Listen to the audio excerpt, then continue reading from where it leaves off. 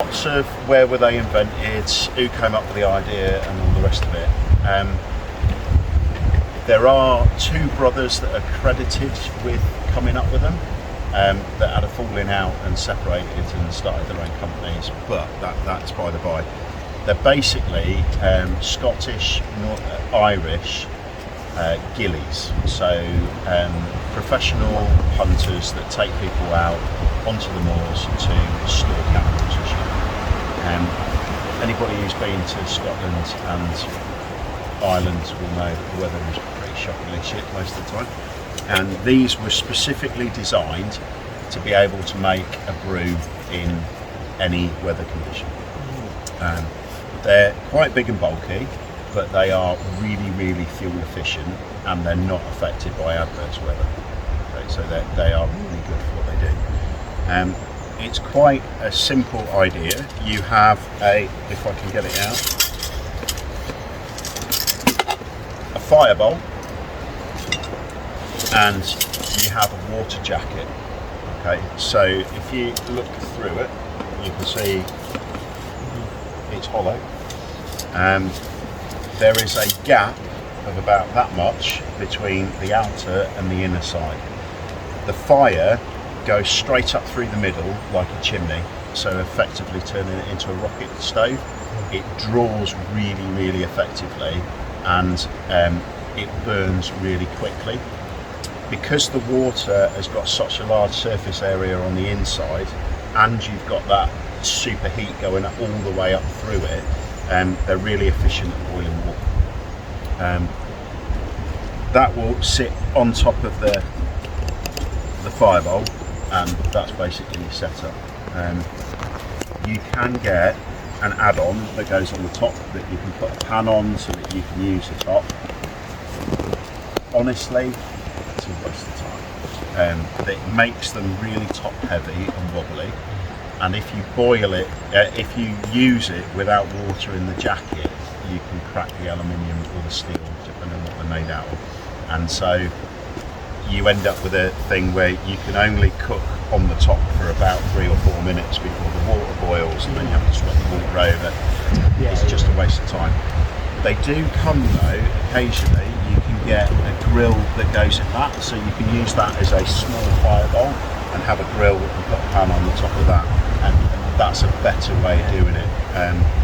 But really, it's a way of boiling water really quickly. Okay. There's lots of different designs for the cork, for the bung.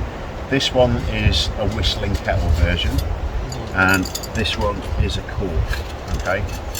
To avoid any confusion, I would always take the bung out when I'm boiling. Right. You've got a water jacket, superheated, and a bung. If you have an accident and put the bung in too tight, this will pressurise, and eventually it will do one of two things. It will fire the bung off, and you'll get a jet of water focused in that direction, and they can travel. Or it'll overpressure and the whole thing will explode, and you end up everybody gets bit. Yes, the ones with the whistle on are less likely to do that, but I think it's, when I'm teaching children, best practice is always take the bung out when you're using it.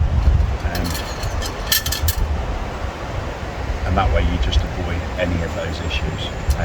The chain and the bung act as a lovely pouring mechanism. So that is the basics of the cutting. You're going to need to light a fire in here. It works better if the air hole is facing directly into the breeze, and that way you force air in at the bottom and it pulls much better.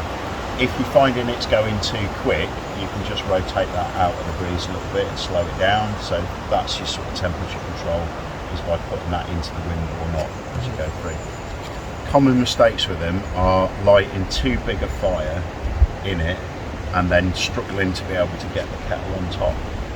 So there's a couple of easier ways to set it up so that it works, and it works on small sticks and twigs or pre-prepared wood like these. So I'll go through how to set it up and then get it going, and then we'll go through a quick demo foil, and then I'll show you some of the other pitfalls on it. There's a couple of things that you can do that will end up making you cry. So they're not entirely risk-free, but if you follow the basic rules, then they're really good. The thing I find is to put some chunkier stuff in the bottom, so you've got a good base for the fire to sit on, end up setting it on fire. So I like this one.